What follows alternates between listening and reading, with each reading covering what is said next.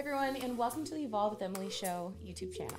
The best way to support the show on this YouTube channel is to subscribe to the channel, like the video, leave a comment, and or share it with a friend. I hope that you guys enjoy this episode, and whichever way you choose to support the show, I just wanted to say from the bottom of my heart, thank you guys so much. I hope that today's message and episode brings some bit of positive change to your life. Hello, everyone, and welcome to the Evolve with Emily show. I am your host, Emily Hayden, and for today's interview, I am interviewing Brit Galvan. She is somebody who had made a decision for herself to get the V, and we're going to use the word V for this show in efforts to get more people to hear the show. I'd really rather it not be censored. I want to help this message to get out, and more than a message, it's just a personal experience from somebody that has been through a lot since making this decision for themselves.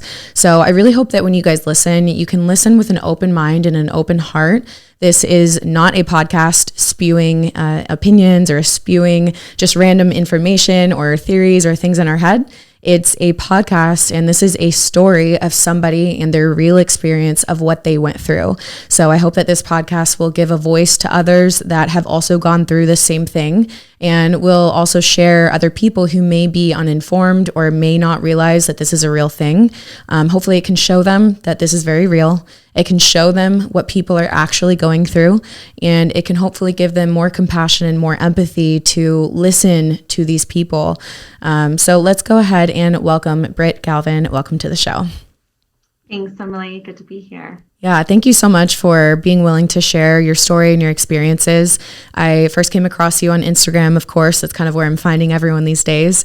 And I saw a little bit about your story, and I knew immediately that I had to come and give your story a voice to be heard by people all over the world. You know, we have a worldwide audience here, and I'm excited for them to hear just more about what you've been through. So will you take us back to before the V? And let me know kind of where were you at in your headspace and your thoughts? What were the conversations that you were having that led you to make the decision for yourself to go ahead and get the V? Sure. So I'll kind of get a little bit personal, more than I have on some other interviews, just to kind of take you back to like who I am as a person. Mm-hmm. I'm a young mom. I'm 36. I have a teenager. I've got a 15-year-old, a 10-year-old, and a 5-year-old. So quite the spread. I'm divorced and remarried to a deputy. So he, serves our community here. So when all this started happening, it kind of came from a perspective of I've got to protect my kids. And I've also got to, my husband's going to have to be out there every single day. And we're dealing with this pandemic on the front lines, perspective as well. So kind of living in that, like, I picture all of us as like one little bubble in our families, right? And each bubble can sometimes be protected, and sometimes you have no option to be protected. So when all this started coming out and they were saying how bad it was, like we had no option to be protected. Mm-hmm. So we started talking about it long before it actually came out. But I am not an anti-vaxxer by any means. My children are all vax. Shouldn't say that, sorry. Oh, you can say that, maybe not the full word. Okay. My children have all had all of their shots their entire lives. Mm-hmm. I was in the military when I was young. I had more shots than I can count. Thank you for your service. Too. Oh, thank you. My husband too, serving, when he went through his boot camp, he got extra, V's and that kind of thing too. So we're not the family that, questions things because we question everything. It's just a sense of when it started getting talked about, it was all new. Nobody knew anything about it. Mm-hmm. So me naturally being a young mom and being really involved in the community and in my children's lives, I thought to myself, like, I don't know that I'm okay with this because it's not, in my head, it wasn't the same as the MMR and, a tetanus shot and the flu shot. It wasn't the same. Those things, I had done the research and I started looking into them, and those all shots, like an average of 5 to 10 years that it takes for them to be, scientifically looked at and then produced and then sent out to the clinical trials and then sent out to the masses. Mm-hmm. You go through 5 to 10 years of that before it's put out. Mm-hmm. And this one hadn't. Mm-hmm. So when it started getting more and more talked about, my career, I work in healthcare as well. I guess I should have mentioned that. Oh, yes. What do you do in healthcare? Well, I'm a vice president of sales for a PEO. So it's payroll, Okay. benefits, workers' compensation, health insurance. Most companies come to us for healthcare. Mm. So I'm constantly, selling the product, talking about the product, dealing with claims. I'm on the opposite side of a nurse. Like I'm on the side, once it goes into the hospital, I see, the claim issue, the claims versus premium. So I deal with business owners every single day. So we started talking about this. I started doing the research, and then it came out with my job pretty much before everyone else started hearing that they were going to have to get it. My job started pressuring, where you guys need to do your part. You're dealing with business owners. You're out there selling health insurance. You're on the, the front line of the product itself. You need to be you need to be the one to set the good example. You need to keep our people safe. It was preached every single day. So when it became available, I'm also immunocompromised. I have rheumatoid arthritis, and I've been on methotrexate before, which is basically like a chemo drug in the past. I've been in remission for a couple of years, but I felt like maybe I needed to get it, but I was really nervous. So I wanted to wait a little bit. That just didn't happen for me. It very quickly became that I had to get it to do my part. So I can't say much more than that. Okay. From that perspective, but I was very much pressured. So I went to my doctor and I asked, can I get an exemption? I'm not saying I don't want to get it. I'm saying that I want a little more time. I'm not sure. I'm still doing my research. Like I'm very nervous about this. What if my body inflames? I started questioning my doctors, and my rheumatologist wouldn't take an appointment with me. He put his secretary on the phone to tell me that they will not provide an exemption, that all of their employees need to get it, and that in fact, he would write me a letter stating that I'm immunocompromised and that I need to get it. Wow. So he emailed me that letter rather than an exemption letter.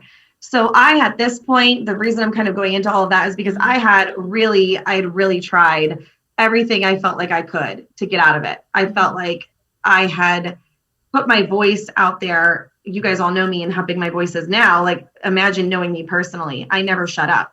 So I had put my voice out there, and I was getting no. Wow. You have to get it. Wow. So I told my husband, I said, well, if you're going to have to get it eventually because you're a frontline worker and we've got kids and they're going to eventually put it in schools, that, I might as well be the guinea pig of our family. Like I have to get it. I don't have a choice. Oh my goodness. I'm also the breadwinner of our family. So as you know, nurses, all the people who are heroes, right? Nurses, doctors, policemen, they don't make all the money. Yeah. So I'm the breadwinner. So I knew that I just had to do it. So I stomped my feet like a little child and went into the Publix here in Florida and got the first one. I had a little bit of reaction, and 40 days later, almost give or take, I took the second one. And so that's what led me to it. Yeah. Wow. I actually had no idea about any of that. So I think that provides a lot of backstory. And I think it also is something that a lot of people have experienced, because we're seeing mandates in so many different areas and businesses. And I think there's a lot of people that feel how you felt, that felt coerced, felt pushed into a corner. And I am sad to hear that, because I just feel that it's so wrong, and that, we should never be forced into doing something with our own bodies. I'm really sad to hear that it wasn't a decision that you made for yourself. But now we're here. And so what happened after the second dose? What were some of the first things that you were noticing? And when did you start sharing that on social media? Well, so to back up to after the first dose, I started noticing symptoms right away. But even though, like, this kind of goes into the mindset that I think a lot of people are feeling, even though I questioned it, I kind of called myself a conspiracy theorist. I was like, oh, this is really no big deal. Like I thought I was just being dramatic. So after the first one, I'm sorry if you hear my dog snoring. It's okay. We welcome dog snores here. I felt like tingles all over my body. I had pain all over my body. I took 5 baths that night of like steaming hot water until 4 or 5 in the morning because I was hurting so bad. But it was gone within 48 hours. That I remember. Now looking back, I had GI issues the entire time, but I didn't correlate the two. So when I told my story at first, I was like, no, I only had symptoms for 48 hours. But realistically, I was like doubting myself, and I was like, no, I'm totally fine after 48 hours. So when I got the second one, and I had no symptoms right away, I really thought to myself, I was being a conspiracy theorist. Like there's nothing wrong with me. I called myself that. It was crazy. Wow. My mind went back and forth and juggled so many times. And after the second one, I was totally fine right away. Everybody says to me, oh, I've had the vaccine, or I've had the vac, and I'm totally fine. Well, that was me too. That was me too, until my brother sent me a video with somebody sticking a magnet to their arm and said, hey, you should try this. Like my entire family thought that I was just being a conspiracy theorist. That was funny. So they were literally like poking at me, like, you should try this. I was the first one in my family to get it. My first one was in March, second one in May. That's kind of when it went downhill after that. So I saw a few videos of you actually trying that. You were sticking different things to your body. What are some of the things that you stuck to your body? And when you started sharing that online, what was kind of like your mindset then? And what was some of the feedback you were getting?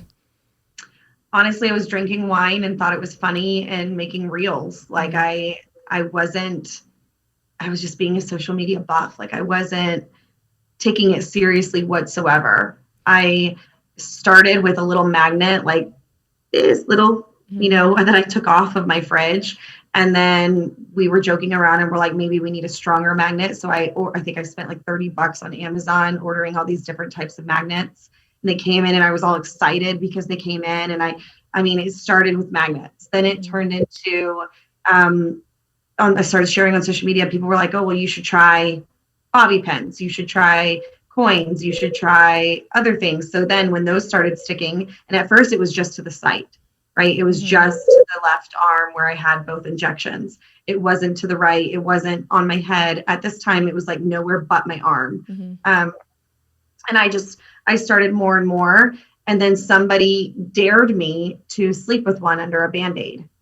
And they were like, oh, well, I saw a video of somebody putting something on their arm. And when they pulled it away, you could see something coming out of their arm. Again, I went to, these people are conspiracy theorists. I'm going to prove them wrong. A lot of what I did in the beginning was legitimately a selfish part of me just trying to prove that everyone was crazy, including myself. Yeah. Like there was a piece of me that was worried and scared, but the other piece of me was like, we're just being nuts. It's possible. And as you're speaking, what's coming to my mind is what kind of content are you consuming and what is the messaging that's being put out from mainstream media? Because I really do feel that we have experienced gaslighting like no other. We have experienced, people insinuating certain messages in order to have you believe a certain thing, right? Why would you question it if it's a conspiracy theorist, right? Everybody just throws that term conspiracy if they question the mainstream narrative. Right. So there you are inside, deep down, feeling a little worried, feeling a little fearful, and you're denying your own feelings, your own intuition because of the thoughts that are being circulated throughout mainstream media to have you believe a certain way that, oh, well, if I believe this, it must mean I'm a conspiracist. Not just mainstream media, but I mean, mainstream media is where it starts, but then you've got your family and the pressure and the people joking. Like, I love my brother, right? We're best friends. But the fact that he sent me that video and was like, oh, you should try this when he didn't even believe in it himself. He was poking at me. That is gaslighting. Yeah, 100%. I don't even think he knew he was doing that. Yeah. I didn't even know I was doing it to myself. So, long story short, I ended up sleeping with one. It was a magnet under a Band-Aid on my arm. And I still have a picture of the indention from the magnet. It was like a round magnet. But when I woke up the next day, it's like 8:17 in the morning, my daughter had swim lessons. She's the 5-year-old downstairs in the pool. And then she was going to her grandfather's for the day. So I told my husband, I was like, I can't go down there. You're going to have to handle it. There's something wrong with me. And he's like, oh, you just had too much champagne last night. I'm like, no, I don't. I'm a 36-year-old woman. I've drank a lot in my life. Right. Like, I know, I've been through college and all. Like, I know when I drank too much, I only had probably 3 or 4 small glasses of champagne. So when I say 3 or 4, it's not the big ones. I'm like, there's something wrong. Like, I'm starting to not be able to breathe. My breathing is shallow. I can't feel my legs. It's very strange. Kind of feels like when I got the first vaccine. He's like, you just need to take a shower. I'll go handle Olivia. So he went downstairs to my daughter. And I got in the shower. I took myself to the shower, and my shower is probably only 15 feet from my bed. And I couldn't stand up. I almost fell, and I was just like, there's something wrong. I was like dazed. I was kind of like, there's something freaking wrong with me. So I got out of the shower, and I like crawled back to my bed, kind of like I looked horrible. And I grabbed my phone because my husband is a police officer. We've been through the whole first responder thing. If your house burns down, if somebody robs, what you do. And we've always learned, like, I grab my phone if an emergency were to happen and I'm fainting or falling or whatever. So I grabbed it and I was like, this isn't going to work. By this time he had left like 5 minutes prior. So I'm by myself. Like, I've got to get downstairs and unlock the door. I have a German Shepherd. I'm thinking if I have to call 911, and I'm already thinking at this point, I have to. Wow. They're not going to come in with my dog. So I'm like, I have to get downstairs somehow. I couldn't see at this point. Like, things were getting really dizzy. So I like crawled down the stairs. I made it down. I don't know how I made it down. I ended up waking up on the bathroom floor. So I fainted completely. Like, I went out. I woke up on the bathroom floor and the phone was in my hand and I dialed 911. So I'm talking to them and I like crawl over to the front door. I unlock the front door. At this point, my entire body, like even talking about it right now, gives me the chills because it's nothing like I've ever felt before in my life. My entire body was gone. Like, it was like a freezing cold but hot, couldn't feel anything. And I was gone. So by the time the paramedics got there, my arms started raising above my head uncontrollably. Wow. My legs curled in. They like curled in. I could hear them. I could see them. I could hear them talking about me, but I couldn't respond. So there were like 5 of them. I remember one of them even making a joke like, "Oh, I've been here before," because he's like friends with my husband or whatever. I don't know. They took me to a detox hospital. To a what? A detox hospital. You're kidding. They thought I was on drugs. Oh my gosh. Completely unbelievable. They told me I was having a panic attack, that it was anxiety. I'm like, I have nothing to be panicking about. Right. They asked me about my marriage. They asked me if I was abused. This is all stuff I haven't talked about publicly yet, but they asked me all these things, you know. They assume I'm married to a cop, so I'm being abused and that's why I'm having a panic attack. Wow. Like, no, my marriage is actually doing pretty darn well. Like, I have nothing to have major anxiety about, not one that would do this to my body. And so that's the first time I mentioned the vaccine to them. And it didn't go over very well. Yeah. What was their response to that thought? The first hospital, the very first one, the Detox Hospital, they obviously thought I was on drugs until my tox screen came back. But they just ignored me. They ignored everything I had to say, told me it couldn't be possible. I'm just having anxiety. They gave me Xanax without me knowing. Like, they told me to take the medicine. I thought it was to help my body. And they were giving me Ativan via IV. So Xanax and Ativan, I think, are like almost the same things. They were doping me up. Wow. When my tox screen came back, they put a neurologist on like a robot. Like, this robot came in the room and it was a neurologist. And she was like, "Well, I think you had a stroke and a seizure, or one or the other." She's like, "So we're going to transfer you to our sister hospital." So they put me in an ambulance, transferred me to the sister hospital. And that's the first time that I heard that it could be a V injury. Oh, so they actually did recognize that it could be a possibility at that hospital.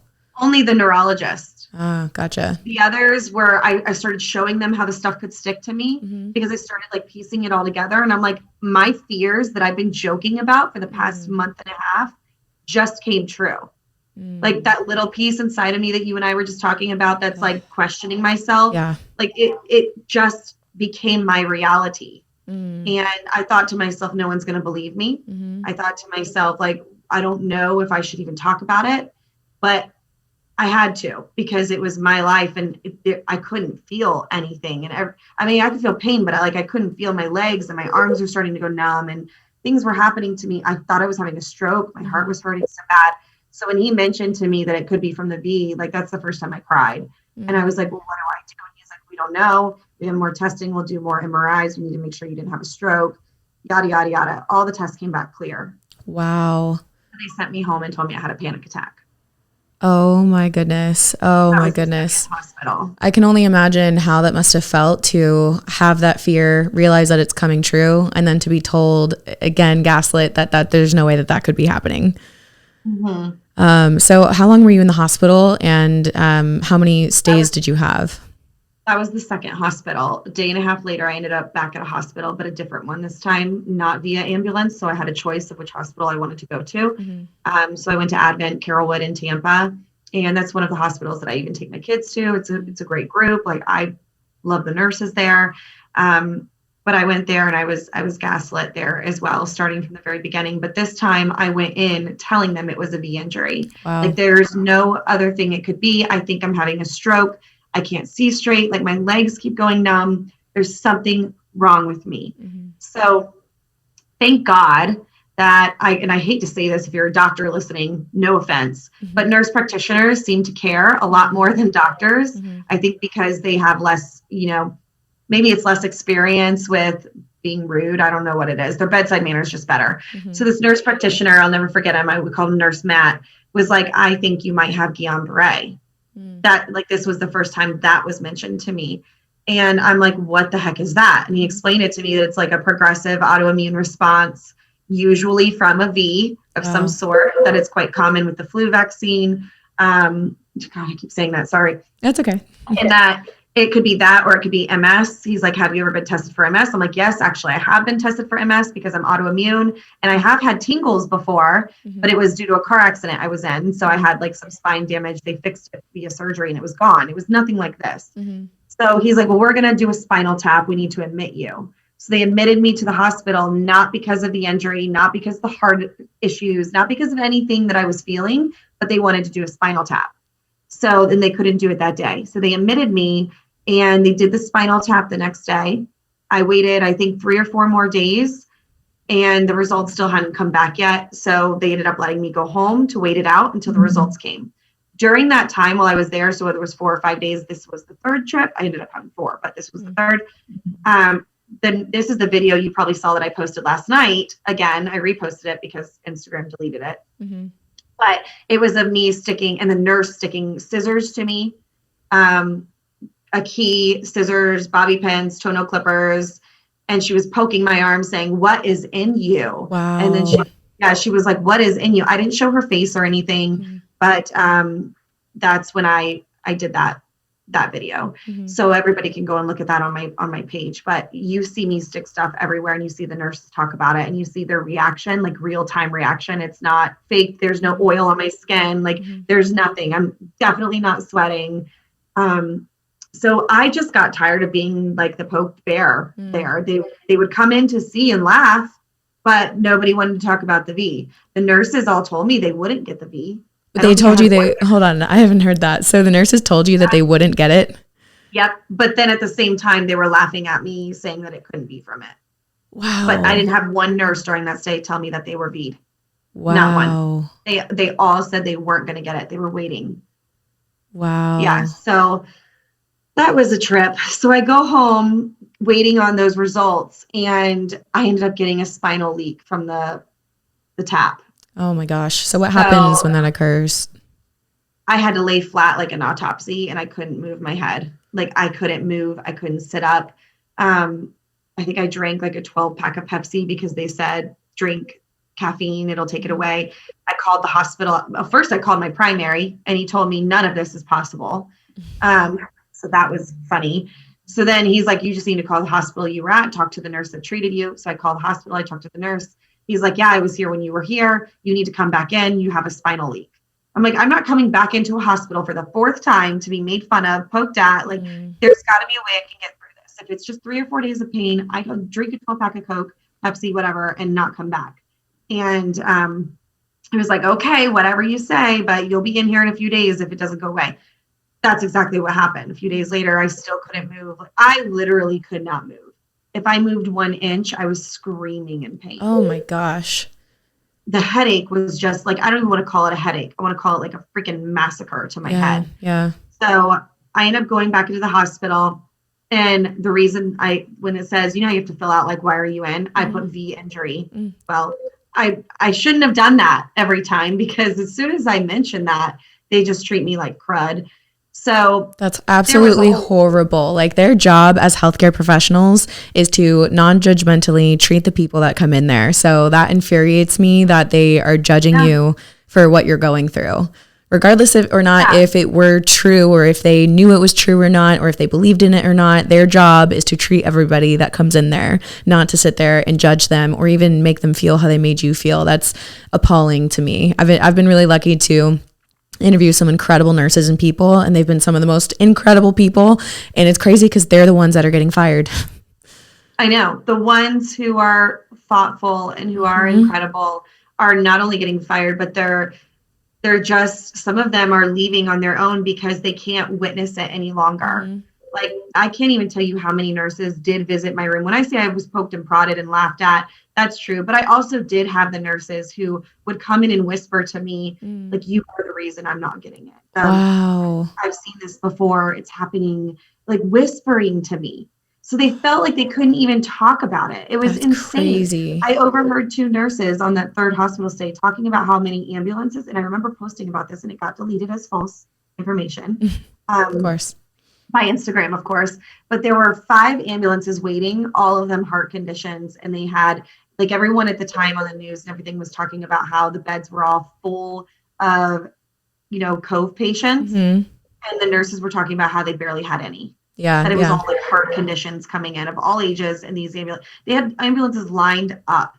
They couldn't even let them in. They were rerouting them to new hospitals. And it's not because of cove patients. So it's complete opposite. I was living it. Yeah. I was physically there listening and watching and, so anyway, I can go on and on for that particular story, but I ended up going back to the hospital again a 4th time. So share with me now, realizing, okay, this is actually from the V. Tell me a little bit about your health journey and your diagnosis and anything that you want to share with that, as well as your treatments that you've tried and just that little journey that you went on, that you're currently on. After the 4th hospital stay is when I finally got my diagnosis. The 5th day of the 4th hospital stay, they were about to discharge me. That was the worst out of all my treatment. That was the worst that I had been treated. The doctors wouldn't even walk in my room. They wouldn't check my vitals. They didn't check my lungs. They didn't listen to my heart, other than the cardiologist that they finally called. But the neurology team walked in on the 5th day and they were like, "Where are you going?" And I said, "Well, I'm being discharged again." And he's like, "No, you're not. You've got Guillain-Barré."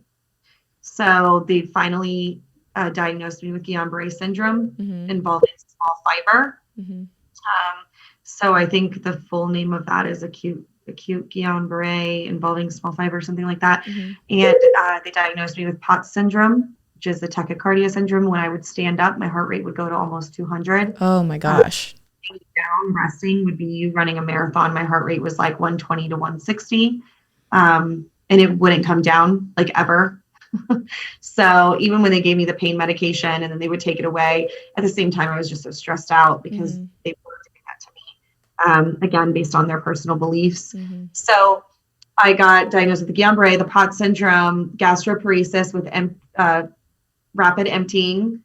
So I became paralyzed and I couldn't get up to go to the bathroom. There was an alarm on my bed as well, because if I tried to get up, there were multiple times that I fell. I needed a wheelchair. I needed a walker. I had physical therapy coming in every day.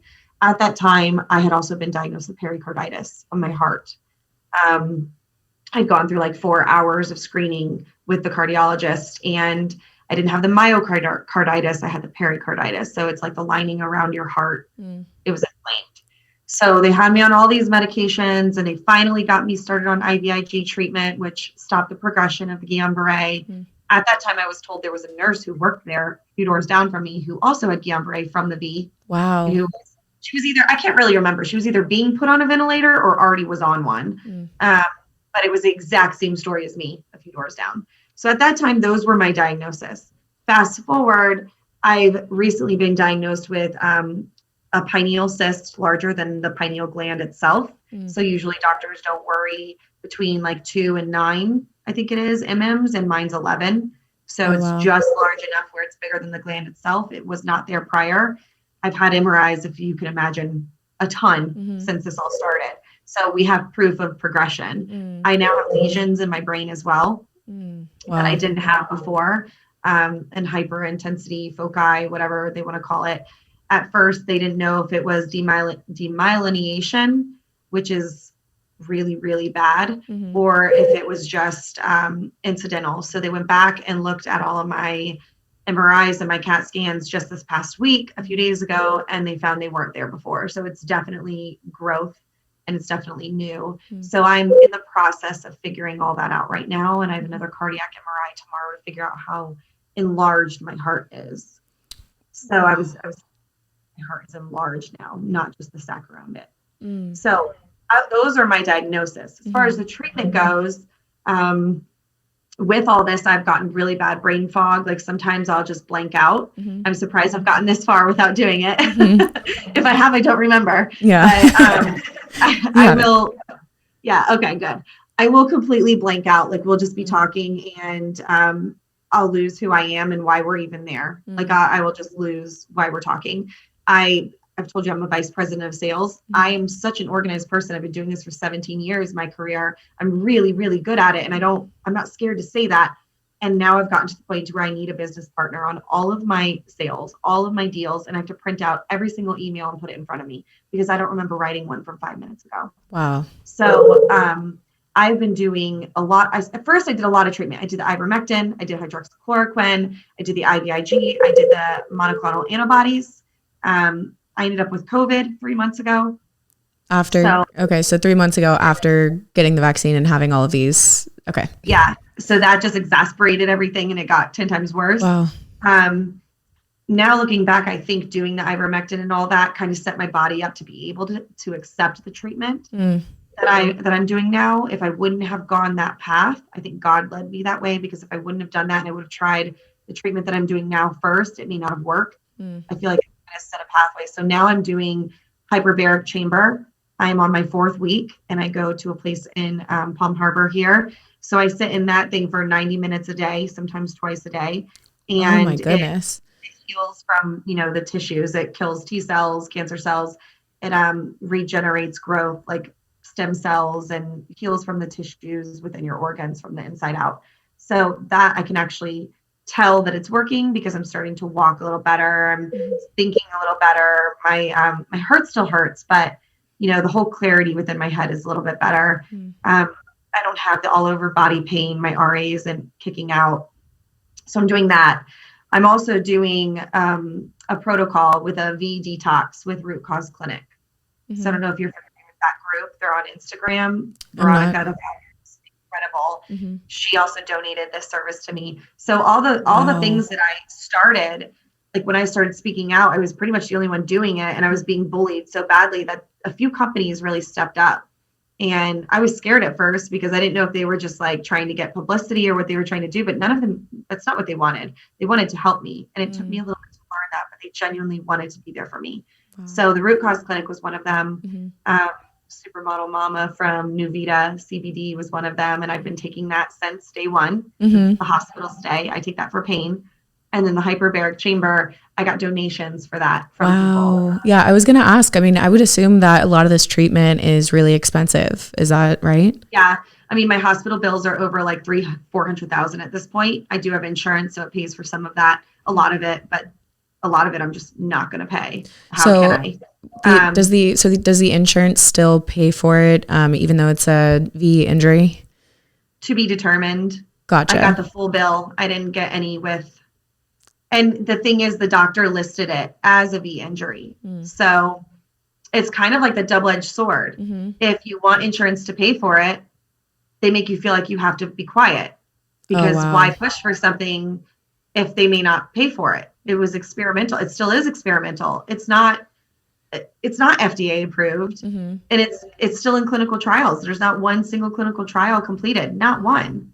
So I don't know if insurance is going to pay for it. Regardless, the way they treated me and what I've been through, they're not getting a penny from me at this time. Yeah, good. But I have been having to pay for everything else. Wow. Yeah, I can only imagine the kind of burden that you're experiencing from not only the symptoms, which I don't even know, like, how are you existing on a day-to-day basis, especially when it was at its worst, where you're not able to walk and you have a whole family to take care of. So like, how has this impacted even your family dynamic and just your everyday life? Well, at first it was pretty difficult because my family even, there's my husband. My family even, I don't think that it's that they didn't believe me. I think, again, it's just, you're not seeing it on the TV. You're not hearing people talk about it.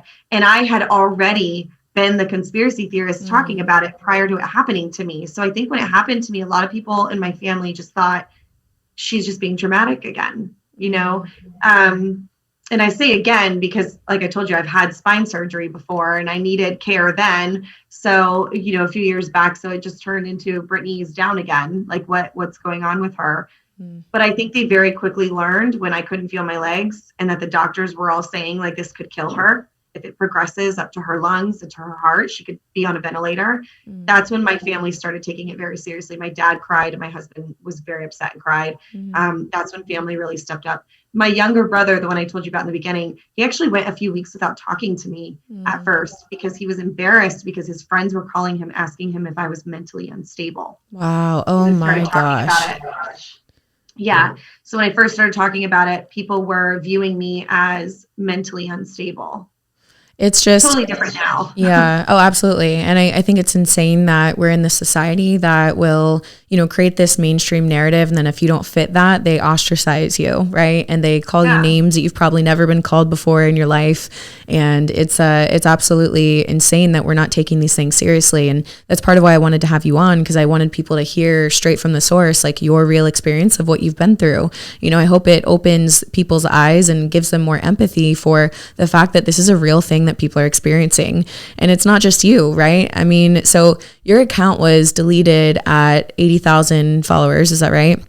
And then you had to open up a new account. But I just want to know, with you sharing your experience and your journey and, everything online, have other people who are also experiencing this, have they reached out to you? And if so, like, what does that look like? Is it like 5 people that have reached out with V injuries, or is it like 10 or 20? What does that look like? And what has been that experience of being open about Tens it? of thousands. Tens of thousands. Yes. And like tens of thousands. I just got chills. And at first it was very overwhelming. And I was like, there's no way I'm going to be able to read all these messages, but I was doing nothing but laying in a bed. So, again, I kind of feel like I'm a very faith-driven person. So I just told myself like this, I've got to be there for them. Nobody was there for me. Everybody thought I was crazy. They still do. I've got to be the one that's there for them. If they can't talk for themselves, if they're getting the hate from the family like I did, if they're getting the hate from the hospitals like I did, if their doctors are telling them it's impossible like they told me, I've got to be the one that tells them it's not impossible. Wow. So each person individually I started responding to, and I encouraged people to speak out. And then it just started kind of like a snowball effect where people were like, Brittany, you are the voice, you have to keep going. And I had days where I was like, oh my gosh, this looks like I'm just seeking attention. Again, I started doubting myself. Like I started calling myself those names because I'm like, why would this happen? Why would it happen to where, I have to be the one to speak up? And then I'd tell myself, what are you talking? Snap out of it, Brittany. Like you're going to help other people not go through this. If you can change one life, that's all that matters. And then when they started talking about the kids, I just got louder. I was just like, you know what? I can't stop. And there were times my husband and I would fight, and he's like, that's all you do is your vaccine stuff. And I'm like, do you understand? Look at my body. Look at me. Imagine if it's our 15-year-old son. Yeah. Oh my goodness. Like if that's my 15-year-old son, it could ruin his life. So it ruins it could ruin my life. It could ruin an 80-year-old's life, but to ruin a child's life. So I just started talking more. And people have been really receptive. I will say there's been some really cruel things done to me and said to me. People called my work. You Google me, you can get my address and phone number. It's unfortunate, but you can, anybody. Yeah. I've had to call the police in other states to have them knock on people's door to tell them to stop harassing me. That's happened twice. I had a voicemail on my phone last week from a woman where she very bluntly told me that she got my information from Google and that she needed to speak to me. And it was just very rude and condescending. And so it's like people feel like if they can't get through to me on the internet, they're going to try to attack me a different way. And thank God my job hasn't, I was really fearful that my job would fire me over speaking out, especially given that they pushed me to get it. But they've been very supportive, actually. Wow. I didn't expect that, but they've been very, very supportive. It's just been a really tough thing, but yeah, I'm keeping going. Yeah. And you know what? I feel like that's all you can do, right? Like sometimes we are given situations in life that we could have never seen coming, situations that we wish we weren't going through. But at the end of the day, if you're still here and you're alive and you're one of those people that still has breath inside of your lungs, which a lot of other people didn't and don't, then it's for a reason. It's for a purpose, right? And so it's learning how to navigate walking through the mud as you figure out what is my purpose and what is my calling for today? How can I live that out? And how can I be a betterment to this society as somebody who has received, so much hate, so much belittlement, so much gaslighting, so much negativity. You know better than anyone else what even the smallest amount of positivity or just letting someone else know, like, hey, I hear you and I see you and your feelings are valid and what you're feeling and your intuition is telling you is valid. Like, listen to it. That voice may literally save somebody's life. Your experience may literally let somebody know that there is hope. Someone else may be going through this experience thinking there's no way that I can continue. And when they see you continuing on and they see you going to the next treatment and the next treatment, right? And you're sharing that journey, they're like, you know what, if she's not going to give up, if she thinks that her life is still worth living, then my life is worth living too. And I'm going to keep going on. I guarantee you there are people like that are looking at you, that are choosing to continue in this mess that you guys know that no one else will ever know. I'll never know what that feels like, but you guys know what it feels like. I guarantee you they're continuing on because of what you're doing, because of your voice, and because of you choosing not to quit on yourself, and of you choosing to be a strong voice for yourself and for your family and for the children. I think what you're doing is so important, and it's something that needs to be heard by everybody. People need to take off the blinders, right? There's so many people in the society that just want to have the blinders on. They want to stay blind to what's happening, but I'll do everything in my power to put it right in their little faces and say, here you go, look. Just look at what's actually happening, and consider if this was your mom, consider if this was your sister, your best friend, your niece, your nephew. Consider that this is somebody that you love, whose entire life has been radically changed because of this, because of coercion, because of being pushed into a corner. It's one thing if people want to choose to do these things for themselves and they feel really confident in that and things go great for them. That is wonderful. And that happens a lot. But what also happens is this, and we need to stop pretending that it's not happening, because it is very real. And, you mentioned tens of thousands of people reaching out to you. I feel like I've done a lot to, research about this and hear people's stories. I would never have expected you to say that number. I did not expect that number to come out of your mouth. It's insane. Like, I gave a lot of it. I at one point, the frontline doctors, I even gave them like permission to log into my account to try to help me to get all the names and stuff, because I wanted to put something together, but there's way too many. There are way too many people that I can't even put a list together. I will tell you a lot of them, like, there's a lot of people who are speaking out now. I'm starting to see it more and more. I don't know if you are, but it makes me smile and sad all at the same time every time I see someone else speaking out, because you're right. It is brother, sister, cousin, friend. But there are a lot of people who will message me and say that they don't want to speak out, that they're afraid to, that they can't, because they'll be attacked like by their family and friends, and that for them would be worse than the injury. I get that message so much. So when I get a message that's like, attacking me, and they're like, I work in an office with 50 people and not one of them has had a reaction. You don't know that. You don't know. Do you go home with that person, these people every night? Do you sleep in bed with them? Are you on the toilet with them? You don't. It's reality. You don't know. People are not going to tell you, and it's not that they're lying. It's that it's fear. People are driven by fear. Yeah, 100%. And that is just the sad reality of what's going on right now. Why more people are not speaking up, because they're afraid of what will happen to them. And those words were so strong to me. The last person who said that, a woman, she said, I'm more afraid, of how I will be treated than I am of how, and that is really freaking sad. Yeah. So, I just want everyone to remember, like, just because they're not telling you about it doesn't mean that they're not experiencing it.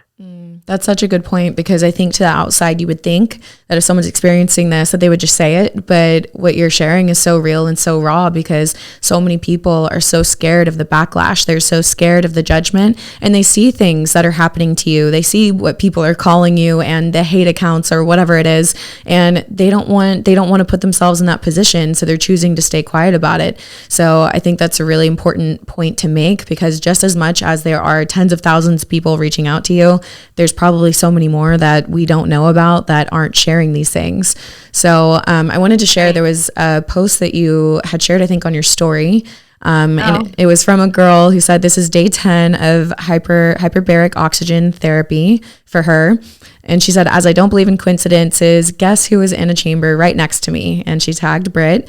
She is how I found out about this treatment. I'm thankful for her and that she continues to share her own journey on being injured. She has helped to open doors for many of us in receiving various treatments. I'm thankful for everyone here. And after 10 treatments, she feels the benefits and positive changes. And she says, I'm going to keep fighting. That is powerful. That's so cool. Yeah, that's Tiffany. I saw her in there today. They knocked on my glass. There's like little phones that they pick up, and the guy picked it up. His name's Daryl, and he's like, "Can we take a picture?" And I'm like, sure. And so when I got out, she was on the Beamer mat, and she was asking me about everything, and she was telling me she's on her day 10. She told me that whole story, but it's incredible. It's an incredible feeling to know that, going back to that, if I could just help one person.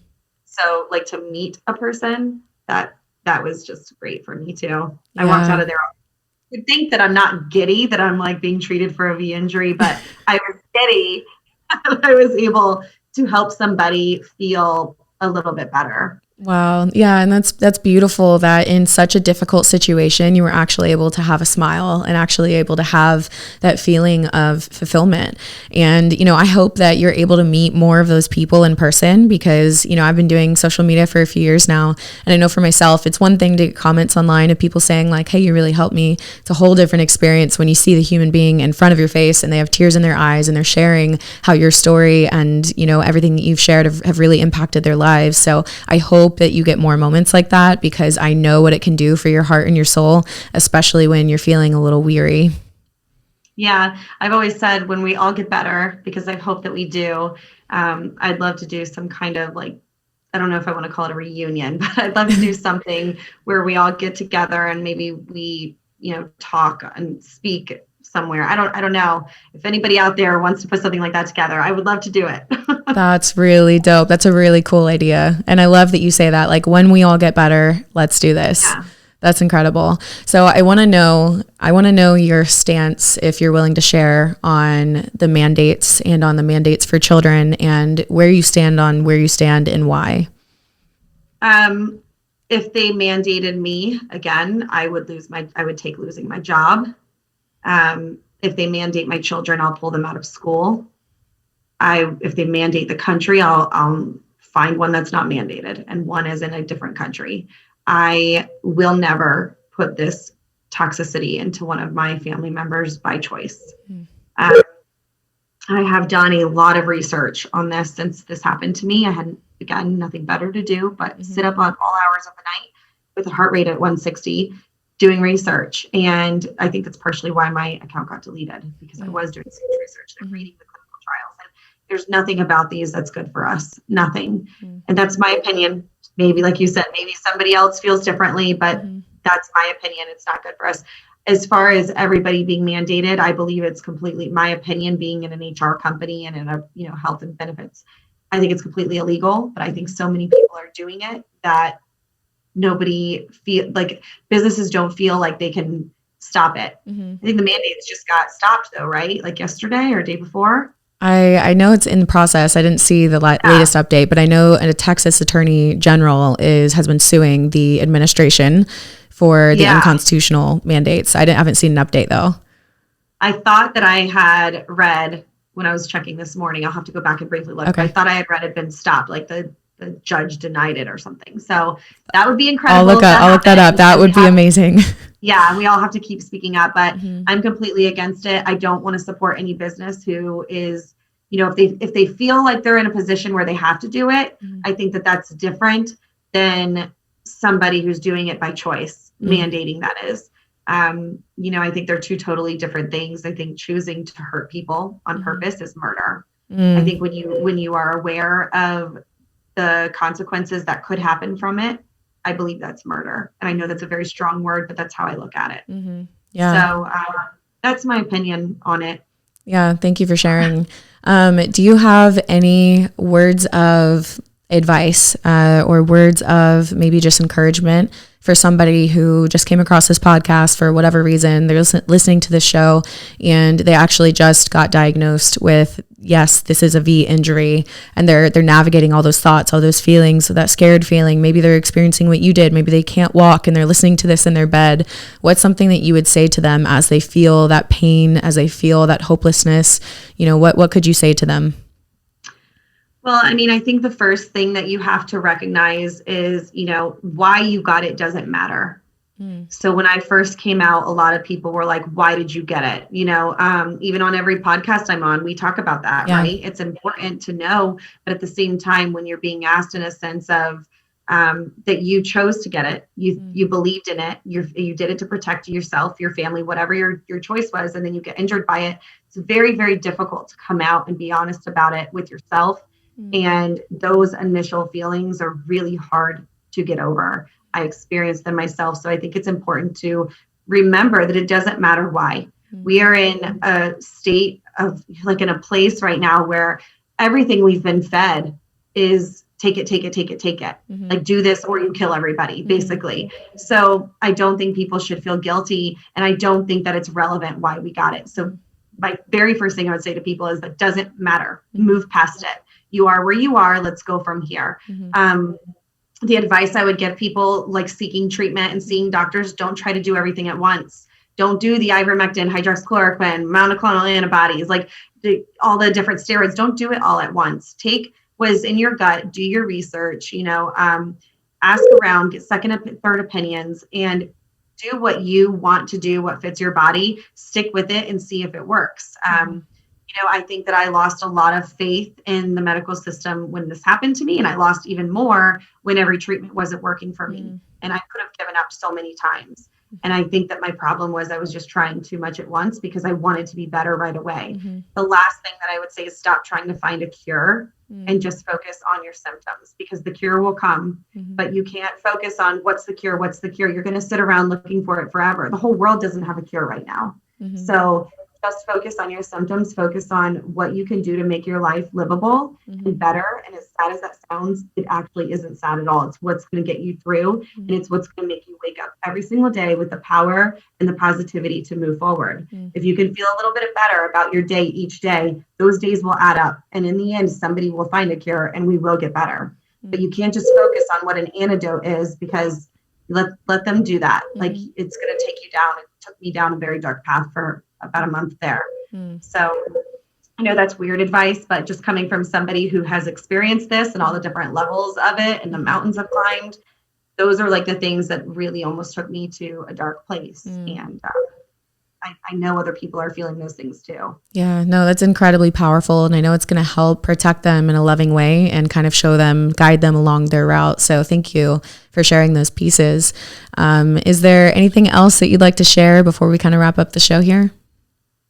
I'm just grateful for people like you who give people like me a voice. I'm very, very grateful. Thank you for stepping up and being brave yourself. I mean, you're an influencer, you're in the light all the time. And what's happening to me is probably happening to you 10 times fold. So people like you have no idea how much you mean to people like me. That means you say that I keep people going, but you keep me going. That means you guys. Yeah. Thank you. Yeah, no, that means the absolute world to me. And, I've always been a protector at heart. So when I see people being wrongly treated or going through something like this, I can't not stand up for them, and so what I feel, I don't feel like I'm doing hardly anything, right? I'm doing a podcast, I'm sharing on my platform, and that's great. But I'm I don't know. I don't feel like it's any, you guys are the ones going through all of these things, and the strength that I see from you is just so beautiful and so powerful. So if I can do one tiny little thing, like sharing your story, then hell yeah, I'm going to do it. Thank you. Yeah. Is there any way that people can go support you? Do you want to shout out any social medias? I will have all your links below, but just any way that people want to get in contact with you or consume your content. I only have one Instagram left. They deleted the last one. So this one is just the Brit Galvan with one T, no underscore or anything. I'll also say that if you are injured, don't be afraid to ask for help. It took me a very long time. I'm very hard-headed. If you've gotten to know me through my posts throughout the months, you've probably figured that out. So I was very hard-headed about asking for help, but I finally did. And it was absolutely incredible how many of, the followers and how many people came, even a dollar donation, like it adds up. So if you are injured, ask for the help, because I did. I've got a Give, Send, Go. So if people want to help donate, it'll keep me going on my hyperbaric. They're $250 per session. So they're not cheap. So it'll keep me going on that and anything that comes, forward. But, I couldn't even name all the companies that have helped. I'll give you the links. How about that? Yeah, no, that sounds great. And I will link that below so that if anyone's listening and they feel called to send you anything for your treatment, a little donation, they'll have the link to be able to do that. And I want to echo what you said to other people going through this, to not be scared to ask for help. Just give people the opportunity, right? People would love the opportunity to help somebody who's going through this. So don't feel bad. Don't feel any sort of negative emotion with it. Just place the opportunity there. And those that would like to take the opportunity to help you, they'll take it. And for everyone else, it may not be for them. And shut down the haters. Do not listen to them, because they will come out in full force. Yeah, make that block hand strong. I started saying, I love the block button. Me too. Yeah. Oh, I got real quick with it too. Block, block, block, block, block, Yeah. block. You read the first 3-4 words and you're like, yep, block. No idea. Don't even need to know the whole sentence. Well, or if it makes you feel better, post their message on your social media. People will come to your rescue. It's so true. I will. I'll come to your rescue. Damn right.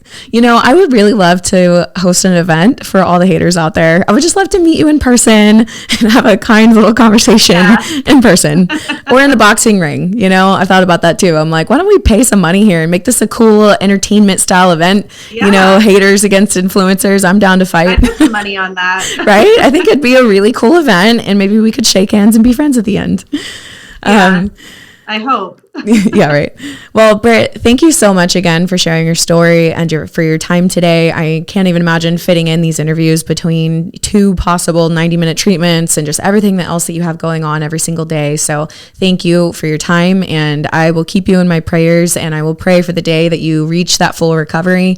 I know that your story is something that is in the middle of being written, and I just can't imagine the beautiful ending that it's going to have as it starts a new season and a new journey for you. So I wish you and your family all the blessings in the world, and I pray that it comes quick. Thank you so much. Same to you for you and everybody else out there supporting us. Thank you. Awesome. All right. Thanks, guys, so much for listening to another episode of Evolve with Emily. If you enjoyed this episode, if you felt like it was informative, if you feel like it opened your perspective, then do me a favor and share it on your Instagram stories. Tag both myself and Brit. All of her links are down below. And we'd love to hear what you guys thought about this. We'd love to hear your main takeaways. And if you're somebody that is experiencing this, don't hesitate to reach out. We would love to connect with you guys. Thank you so much for listening, and I'll see you guys in the next episode.